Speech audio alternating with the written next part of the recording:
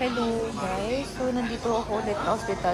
Halos, di ba, kita nyo, ilang araw lang pagitan, nasa hospital na naman ako. And ngayon guys, sa Monday ay tatanggalin na naman yung bato ko. So, ilang araw akong inasid, isang buwan, babalik-balik ako sa ER. At after so many days, ang findings ay may naiwan pong bato sa bile duct ko.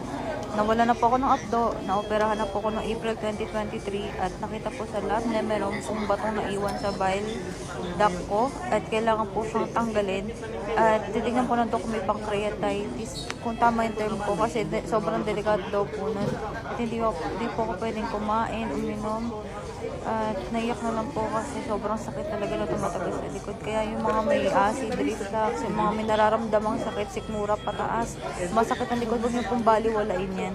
Kumain po kayo ng healthy, magtubig, umiwas po kayo sa milk tea, sa coffee, sa matatabang pagkain, sa maanghang, maasim. Ayan, yan po yung cause ko nung sa bato sa upload dati. At na nagkakos naman po ng acid ko ay yung mga maasim, maanghang.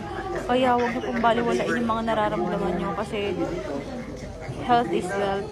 Sa Tagalog, mahal magkasakit. Hindi, health is wealth at mahal din po magkasakit. Kaya magpa-general check-up po kayo kung maaari, magpa-lab kung maaari.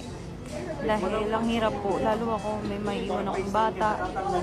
And sa akin siya nagbe-breastfeed. Sobrang hirap, nakakaiyak kasi. Naiwan ko yung baby ko. Pero, siyempre kailangan gumaling ni mama. Kaya pag-pray niyo po sana.